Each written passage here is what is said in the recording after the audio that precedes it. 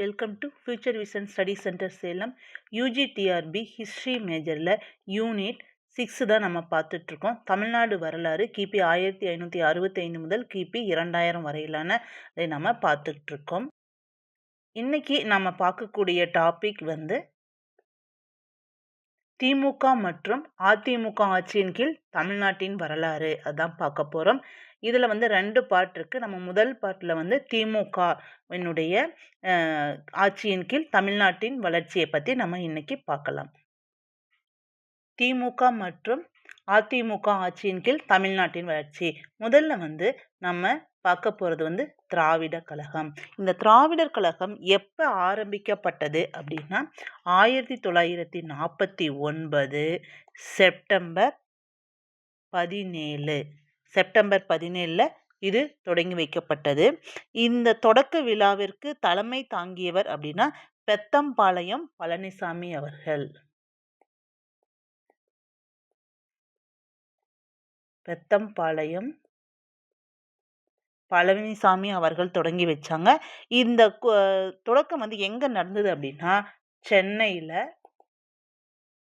சென்னையில் ராபின்சன் பூங்காவில் நடந்தது. ஓகேங்களா? அப்போ இந்த அமைப்பினுடைய பொதுச் செயலராக இருந்தவர் டிஎம்கேவினுடைய முதல் பொதுச் செயலராக இருந்தவர் CN அண்ணாதுரை அவர்கள், அதாவது அறிஞர் அண்ணாதுரை அவர்கள் இருந்தாங்க. இதனுடைய மாநாடுகள் 2 நடைபெற்றன. அதில் முதல் மாநாடு 1950 திருச்சியிலையும், 2வது மாநாடு 1950 தான் சென்னையிலையும் நடக்கும். ஓகேங்களா? இந்த கட்சி 1949 செப்டம்பர் 17 தொடங்கப்பட்டது இல்லைங்களா? அப்போது இந்தியாவினுடைய முதல் பொது தேர்தல் 1951 52 நடக்கும். இந்த தேர்தலில் டிஎம்கே கலந்து கொள்ளவில்லை, அதாவது திராவிட கழகம் கலந்து கொள்ளவில்லை. சரிங்களா? இதற்கு மேலே இருக்கிறத நம்ம இப்போ பார்க்கலாம்.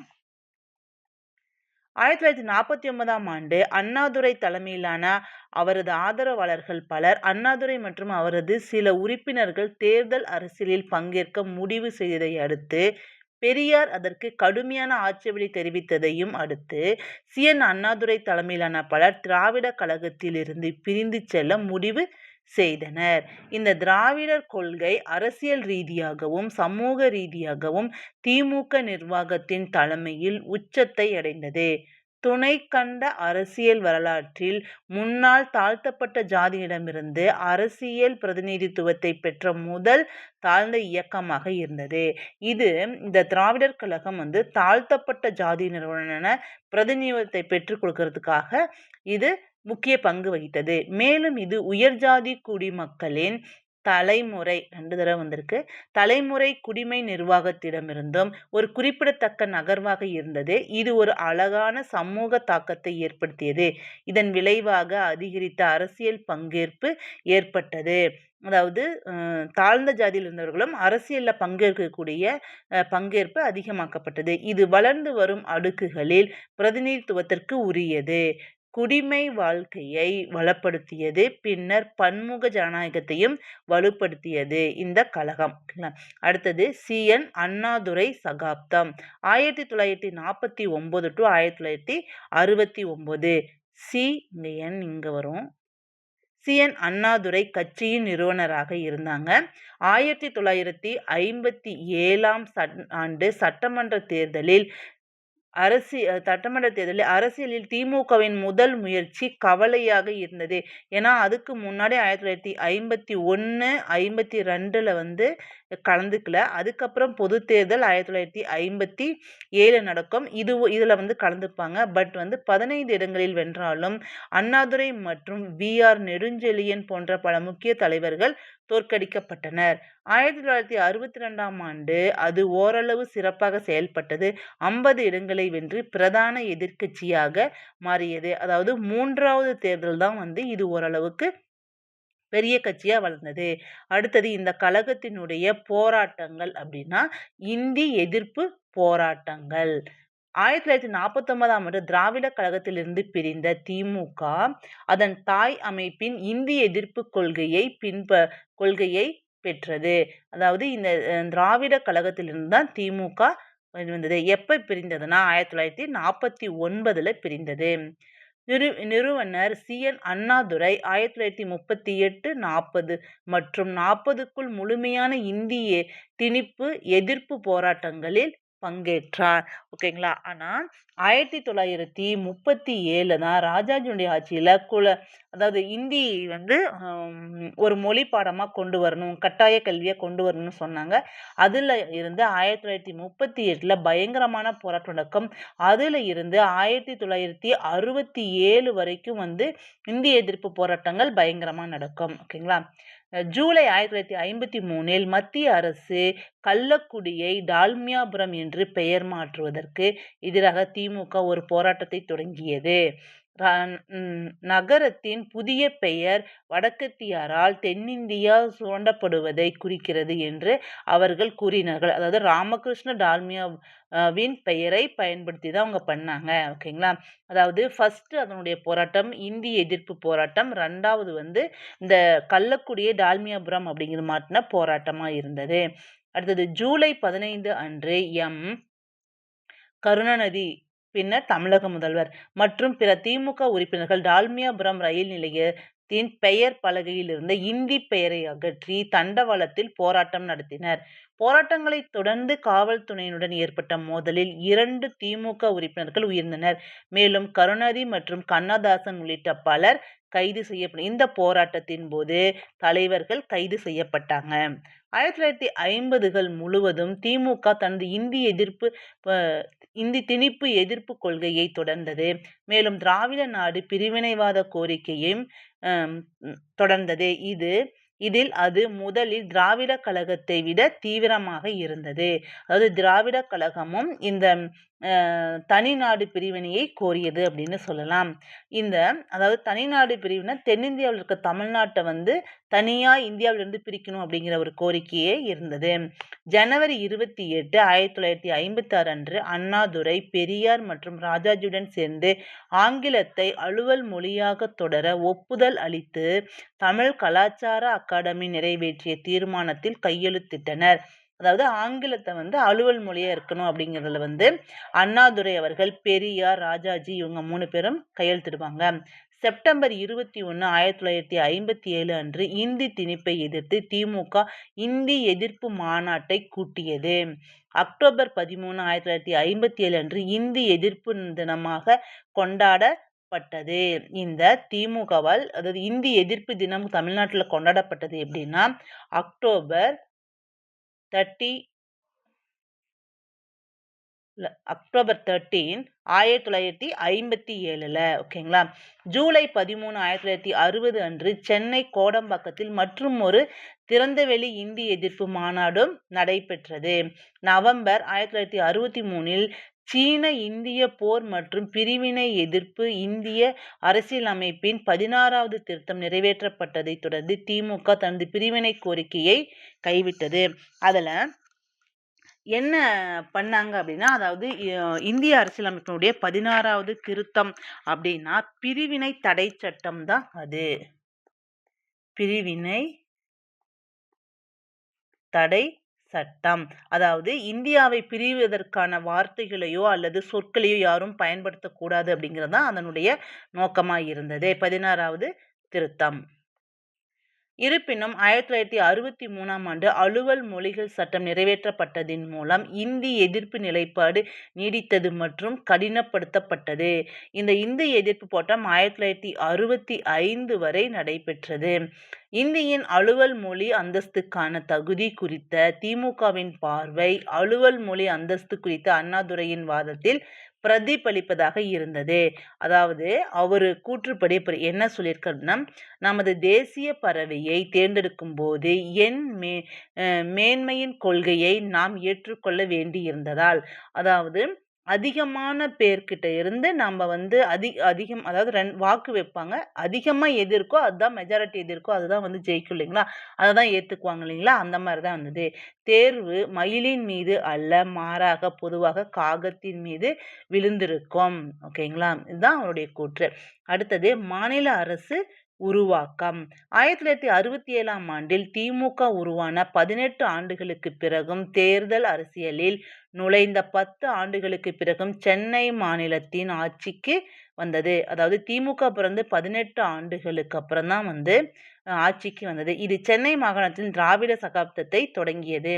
அது பின்னர் தமிழ்நாடு ஆனது. 1967ஆம் ஆண்டில் காங்கிரஸ் 9 மாநிலங்களை எதிர்க்கட்சிகளிடம் இழந்தது. ஆனால் சென்னையில் மட்டுமே காங்கிரஸ் அல்லாத ஒரு கட்சி, அதாவது திமுக, பெரும்பான்மை பெற்றது.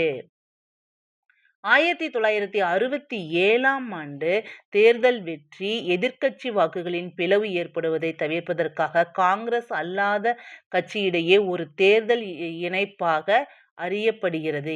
இது மற்ற கட்சியினுடைய கூட்டணியோட அரசு அமைக்கும். காங்கிரஸ் கட்சியின் முன்னாள் மூத்த தலைவரான ராஜகோபாலாச்சாரியார் அப்போது காங்கிரஸை விட்டு வெளியேறி வலதுசாரி சுதந்திர கட்சியை தொடங்கினார். காங்கிரசுக்கு எதிராக எதிர்க்கட்சிகளிடையே தேர்தல் இணைப்பை ஏற்படுத்துவதில் அவர் முக்கிய பங்கு வகித்தார். அந்த நேரத்தில் அவரது அமைச்சரவை நாட்டிலேயே இளையதாக இருந்தது. ஓகேங்களா? இப்போ அண்ணாதுரை அவர்கள் காலத்துல தான் இது நடந்தது. பிற சாதனைகள் சி.என். அண்ணாதுரை அவர்கள், அதாவது பேரறிஞர் அண்ணாதுரை அவர் காலத்துல என்னென்ன நடந்தது அப்படிங்கிறத இன்னும் பார்க்கலாம். அவருடைய சாதனைகள், ஆட்சியில் நடந்த முக்கியமான நிகழ்வுகளை பத்தி பார்க்கலாம்.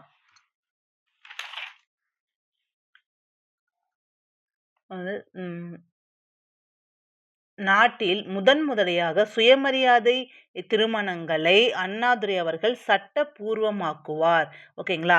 அதாவது சுயமரியாதை திருமணங்களை தொடங்கி வைப்பார் அப்படின்னு சொல்றாங்க. எந்த வருஷம் சுயமரியாதை திருமணம் தொடங்கப்பட்டதுன்னா 1967 ஜூலை 18ல தான் தொடங்குவார். அத்தகைய திருமணங்களில் பூசாரிகள் விழாவிற்கு தலைமை தாங்குவதில்லை. எனவே திருமணத்தை நடத்த ஒரு பிராமணர் தேவையில்லை. அதாவது பூசாரிகள் அப்படின்னு சொல்றது பிராமணர்களை. சுயமரியாதை திருமணங்கள் பெரியாரின் சிந்தனையில் உதித்தவைதான். அவர் அப்போதைய வழக்கமான திருமணங்களை வெறும் நிதி ஏற்பாடுகளாக கருதினார். இது பெரும்பாலான வரதட்சணை மூலம் பெறும் கடனுக்கு வழிவகுத்தது. சுயமரியாதை திருமணங்கள் அவரை பொறுத்தவரை கலப்பு திருமணங்களை ஊக்குவித்தன. மேலும் நிச்சயிக்கப்பட்ட திருமணங்கள் காதல் திருமணங்களாக மாற்றப்பட்டிருந்தன. பெரியாருடைய பார்வையிலையும் அண்ணா அவர்களுடைய பார்வையிலையும். தனது தேர்தலுக்கு பிரச்சாரம் செய்வதற்காக அரிசி விலையை மானியமாக வழங்குவதாக முதலில் உறுதியளித்தார் அண்ணாதுரை அவர்கள். அதாவது அண்ணாதுரை அவர்கள் அரிசியை கம்மியான விலைக்கு தரதா, அதாவது 1 ரூபாய்க்கு 1 படி அரிசி அப்படிங்கிற முறையை கொண்டு வந்து என்ன வருஷம் கொண்டு வந்தார் அப்படின்னா 1967 மே 15ல் அது செயல்படுத்தப்படும். அது எங்கெங்க செயல்பட்டாங்க அப்படின்னா சென்னை மற்றும் கோவையில் பண்ணுவாங்க. ஒரே நேரத்தில் பண்ணுவாங்க. 1967 மே 15 அன்று பண்ணுவாங்க.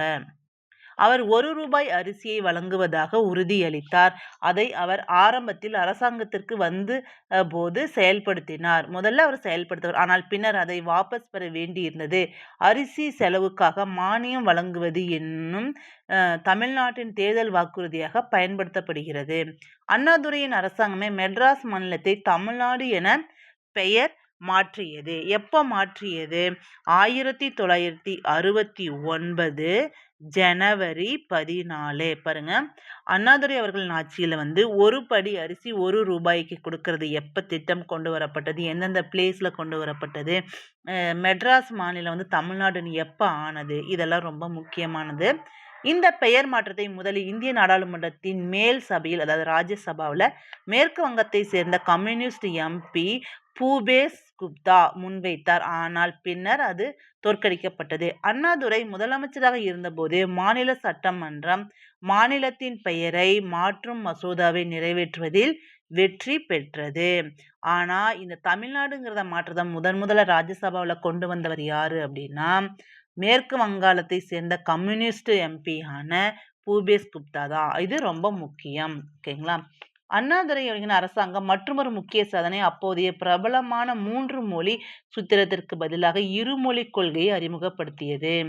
அதாவது இந்த காமராஜர் சாரி இவங்க கொண்டு வந்தாங்க இல்லையா, ராஜாஜி அவர்கள் கொண்டு வந்த அந்த திட்டத்தை வந்து ஃபர்ஸ்ட் முதல்ல அவர் தான் கொண்டு வருவாரு. அதற்கு இவர் தான் வந்து மும்மொழி கொள்கை சூத்திரத்திற்கு பதிலாக இருமொழி கொள்கையை அறிமுகப்படுத்தியது. அண்டை மாநிலமான கர்நாடகம், ஆந்திரா மற்றும் கேரளாவில் செயல்படுத்தப்பட்ட 3 மொழி சூத்திரம் மாணவர்கள் 3 மொழிகளை கற்க உரிமை அளித்தது. பிராந்திய மொழி 1, 2வது வந்து ஆங்கிலம், 3வது ஹிந்தி மொழியாக இருந்தது. இது மட்டும் அல்லாமல் அண்ணாதுரை அவர்களுடைய காலத்துல இன்னும் சிறப்பான நிறைய நிகழ்வுகள் நடந்தது. அது என்னங்கிறத அப்படியே பார்க்கலாம் சுருக்கமா. நோட் பண்ணிக்கோங்க. அண்ணாதுரை அவர்கள் பின்பற்றிய பொருளாதார கொள்கை அப்படின்னா விஞ்ஞான விஞ்ஞா சாரி விஞ்ஞான சோசலிசம். இந்த விஞ்ஞான சோசலிசம் அப்படிங்கிறது வந்து என்ன இதுன்னா, அதாவது காந்திஜியோட கொள்கை, அதாவது கடையனுக்கும் கடைத்தோற்றம் அப்படிங்கிறது பிளஸ் வந்து நேருவின் கலப்பு பொருளாதாரம், இது ரெண்டும் சேர்ந்து தான் இந்த விஞ்ஞான சோசலிசம் அப்படிங்கிறது. இதுல 3 அங்கங்கள் இருக்கும். 1 விவசாயம், விவசாய வளர்ச்சி, 2 வந்து தொழில் பெருக்கம் வரும், 3 வந்து சமூக நீதி இருக்கணும். இதுதான் அவருடைய இதா இருந்தது. அதுக்கப்புறம் 1967ல இவர் வந்து சென்னைக்கு வந்து குடிநீர் தேவையை தீர்ப்பதற்கு வீராணம் குடிநீர் திட்டத்தை செயல்படுத்துவார். வீராணம் குடிநீர் திட்டத்தை செயல்படுத்துவார். இது ஒரு பெரிய முக்கியமான நிகழ்வா இருந்தது.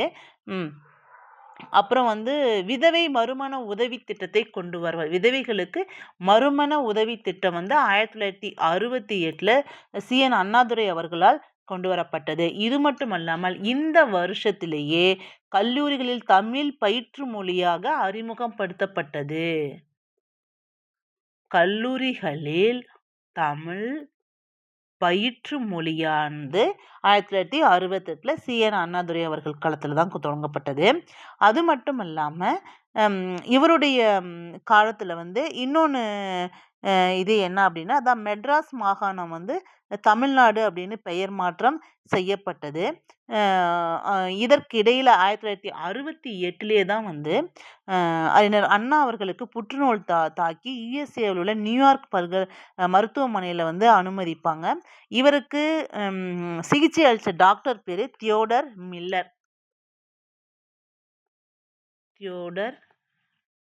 மில்லர் அவர்கள். யாரு கண்டாங்க, அதாவது அண்ணாதுரை அவர்களுக்கு எங்கு வந்து இது அதாவது சிகிச்சை அளிக்கப்பட்டது, நியூயார்க்கில் அமெரிக்காவில் அளிக்கப்பட்டது. அளித்த டாக்டர் வந்து தியோடர் மில்லன் அப்படிங்கிறவங்கள வந்து பண்ணியிருப்பாங்க.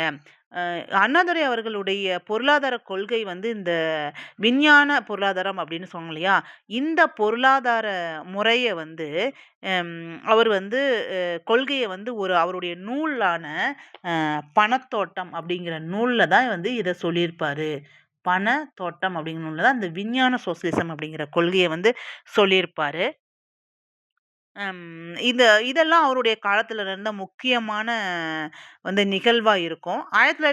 அதுக்கப்புறம் வந்து இன்னொரு விஷயம் என்னன்னா, 1960ல முதல் முறையா தமிழ் நில சீர்திருத்த சட்டமும் நிறைவேற்றப்படும். எப்பன்னா 1960ல வந்து நிறைவேற்றப்படும். அதாவது அண்ணாதுரை அவர்களுடைய ஆட்சி காலத்துல தான் வந்து இது நடக்கும்.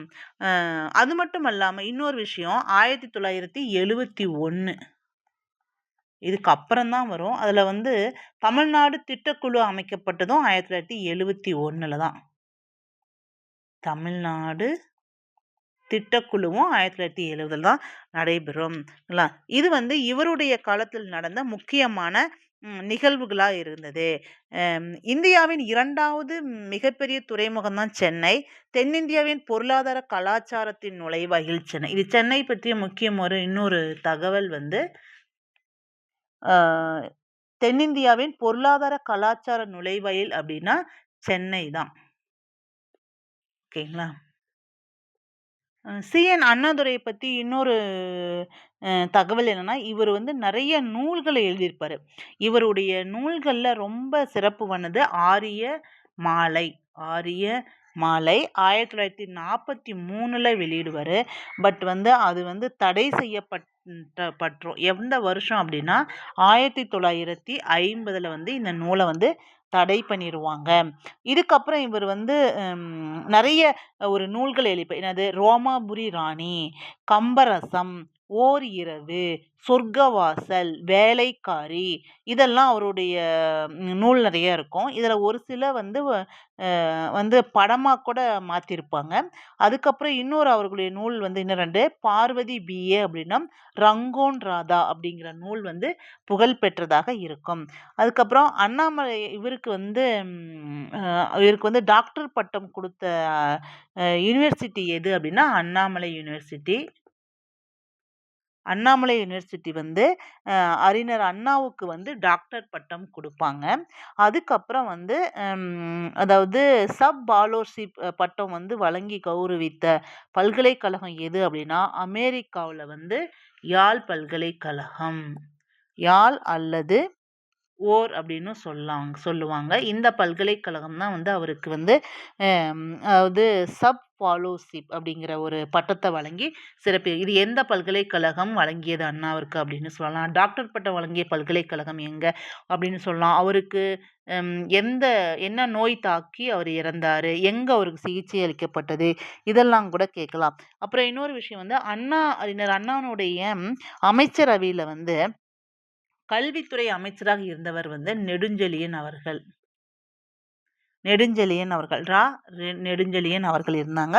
கருணாநிதி அவர்கள் வந்து பொதுப்பணித்துறை அமைச்சராக இருப்பாரு. ஓகேங்களா? இதெல்லாம் அவரை பத்தி வந்து சொன்னேன். அதுக்கப்புறம் அவருடைய அமைச்சரில் இருந்த முக்கியமான வந்து சட்ட அமைச்சராக இருந்தவர் மாதவன் அவர்கள் தான் சட்ட அமைச்சராக இருப்பாங்க. இந்த நிகழ்வெல்லாம் வந்து சி.என். அண்ணாதுரையுடைய பத்தி. இத பத்தி நம்ம இன்னொரு ரீகால் பார்க்கலாம். அதாவது திமுக வந்தது, திராவிட கழகம் வந்தது. அதுக்கப்புறம் இந்த கட்சியில வந்து அண்ணாதுரை அவர்கள் வந்தத பத்தி ஒரு சின்ன ஒரு ரீகால் மட்டும் பார்க்கலாம். அது வந்து திராவிட கழகம். இந்த திராவிட கழகம் வந்து 1949ல வந்து கொண்டு வருவாங்க. இதிலிருந்து பிரிஞ்சது தான் வந்து திமுக கட்சி. வந்தது. அது எப்படி வளர்ந்ததுங்கிறது இதுக்கு முன்னாடியே சொல்லியிருக்கோம். சி.என். அண்ணாதுரை அவர்களுடைய சகாப்தம் 1949 டூ 1969. முதல் தேர்தல்ல வந்து 1952ல வந்து இந்த கட்சி வந்து கலந்துக்காது. அதுக்கப்புறம் 57ல வந்து ஒரு 15 இடங்கள வென்றாலும் வந்து அதிகமா ஜெயிக்க முடியல. 1960 அதாவது இந்தியாவில நடந்த 3வது பெரிய சுதந்திரத்துக்கு அப்புறம் நடந்த 3வது பொது தேர்தல் தான் வந்து 50 இடங்கள பெற்று இதா இருக்கும். இதனுடைய போராட்டங்கள் அப்படின்னா, ஹிந்தி திணிப்பு எதிர்ப்பு போராட்டம் ஒண்ணு இருக்கும். அதுக்கப்புறம் வந்து கள்ளக்குடியை டால்மியாபுரம் என பெயர் மாற்றத்திற்கு போராட்டங்கள் இருக்கும். இந்த கட்சியில வந்து இந்திய எதிர்ப்பு போராட்டம் வந்து 1965 வரைக்குமே இது கன்டினியூவா நடக்கும். இது வந்து அக்டோபர் 13, 1957ல இந்தி எதிர்ப்பு தினமாக இந்த கட்சிகளால் அனுசரிக்கப்படும் இது.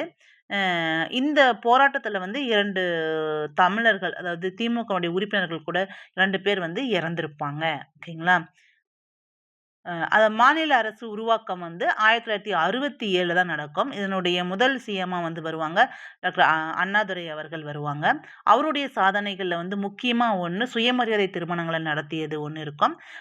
அதுக்கப்புறம் வந்து இவருடைய அரிசி, அதாவது ஒரு படி அரிசி ரூ. 1க்கு குடுக்கறது அது ஒரு இருக்கும். அதுக்கப்புறம் வந்து அண்ணாதுரை அவர்களுடைய மெட்ராஸ் மாநிலத்தை வந்து தமிழ்நாடு அப்படின்னு மாத்துனது இது ஒரு முக்கிய நிகழ்வா இருக்கும். அதுக்கப்புறம் வந்து இவருடைய அமைச்சரவை இருக்கும். அதெல்லாம் பத்தி சொல்லியிருக்கோம். இவருடைய அமைச்சரவையில வந்து கல்வித்துறை அமைச்சராக இருந்தவர் நெடுஞ்செழியன் அவர்கள், பொதுப்பணித்துறை அமைச்சராக இருந்தவர் கருணாநிதி அவர்கள், அதுக்கப்புறம் வந்து சட்டத்துறை அமைச்சராக மாதவன் அவர்கள் இருப்பாங்க. அண்ணாதுரை அவர்களுடைய பின்பற்றிய பொருளாதார கொள்கை வந்து விஞ்ஞான சோசலிசம், காந்தியனுடைய கொள்கை பிளஸ் வந்து நேருடைய கொள்கையின் கலப்பா வந்து இது இருந்தது. ஓகேங்களா? அதுக்கப்புறம் இவரு வந்து அதான் சென்னை மெட்ராஸ் மாகாணத்த தமிழ்நாடு அப்படின்னு மாத்திருப்பாரு. விதவை மறுமணச் சட்டத்த கொண்டு வந்திருப்பாரு. கல்லூரிகள்ல தமிழ் பயிற்று மொழியா இருக்கிறத வந்து இவர் கொண்டு இருப்பாரு. தன்னுடைய விஞ்ஞான சோசலிசம் அப்படிங்கிற பொருளாதார கொள்கை வந்து அவருடைய நூலான பணத்தோட்டம் அப்படிங்கிற நூல்ல வந்து அத பத்தி கொஞ்சம் சொல்லியிருப்பார். இதுதான் அண்ணாதுரை அவர்களுடைய ஆட்சி காலத்துல நடந்த மிக முக்கியமான நிகழ்வுகளா இருந்தது. அடுத்தது வந்து நம்ப இந்த பார்ட் 2 இந்த டாபிக் உடைய பார்ட் 2ல வந்து கருணாநிதி அவர்களுடைய சகாப்தம், அதுக்கப்புறம் வந்து அஇஅதிமுகவில் நடந்த முக்கியமான நிகழ்வுகள் இத பத்தி நம்ம பார்க்கலாம். ஓகே. Thank you.